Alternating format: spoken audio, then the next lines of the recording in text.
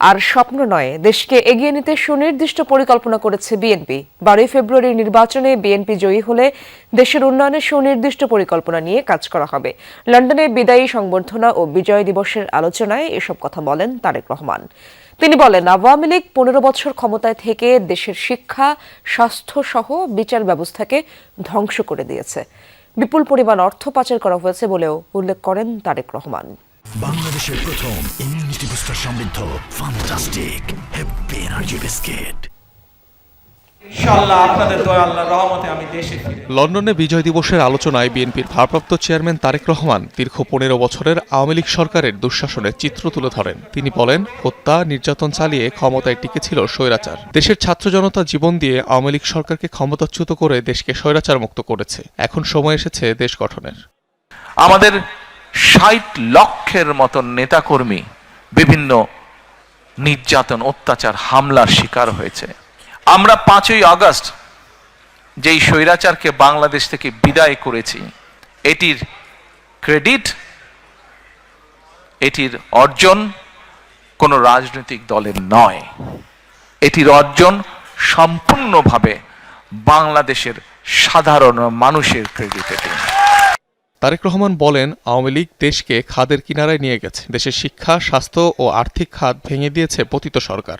এখন আর স্বপ্ন নয়, পরিকল্পনা নিয়ে কঠিন পথ অতিক্রম করতে হবে বলে জানান তারেক রহমান। আমরা কোনো স্বপ্নের মধ্যে থাকতে চাই না। স্বপ্ন দেখতে দেখতে দেশ থেকে প্রতি বছর $16 বিলিয়ন পাচার হয়ে গিয়েছে।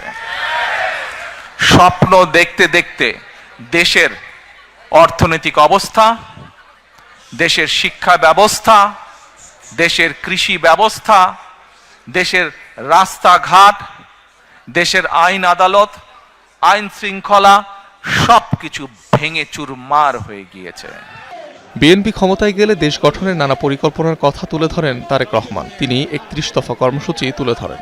স্বৈরাচার পতনের 2.5 বছর আগে বাংলাদেশের মানুষের সামনে আমরা 31 দফা সংস্কার কর্মসূচি উপস্থাপন করেছিলাম। মনে আছে আপনাদের? 31 দফার মধ্যে বাই নাও আপনারা শুনেছেন, দেখেছেন, আমরা একটি কার্ড ইন্ট্রোডিউস করতে চাই, যেটার নাম আমরা দিয়েছি ফ্যামিলি কার্ড। দেশ গঠনে শহীদ প্রেসিডেন্ট জিয়াউর রহমান ও বেগম খালেদা জিয়ার নানা উদ্যোগের কথা তুলে ধরেন তারেক রহমান। জিয়ার সময় গার্মেন্টস শিল্প ও রেমিটেন্স আয়ে সাফল্য অর্জন করছে বাংলাদেশ। তিনি বলেন, নারী শিক্ষায় খালেদা জিয়ার অবদান সারা বিশ্বে প্রশংসিত হয়েছে। দেশনেত্রী খালেদা জিয়ার সরকার বাংলাদেশের মানুষের দ্বারা নির্বাচিত হবার পরে কিভাবে আবার ধীরে ধীরে ধীরে দেশকে গড়ে তুলতে সক্ষম হলো। আমরা দেখেছি সেই সময় কিভাবে দেশে আবারও শিল্প কারখানা স্থাপিত হলো।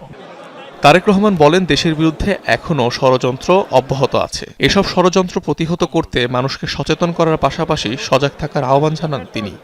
71-এ যারা ষড়যন্ত্র করেছিল, 75-এ যারা ষড়যন্ত্র করেছিল, 7ই নভেম্বরে পরাজিত হয়েছিল, 81-তে যারা ষড়যন্ত্র করেছিল, 96-তে যারা ষড়যন্ত্র করেছিল, পরবর্তীতে যারা ষড়যন্ত্র করেছে, তাদের ষড়যন্ত্র কিন্তু থেমে নেই।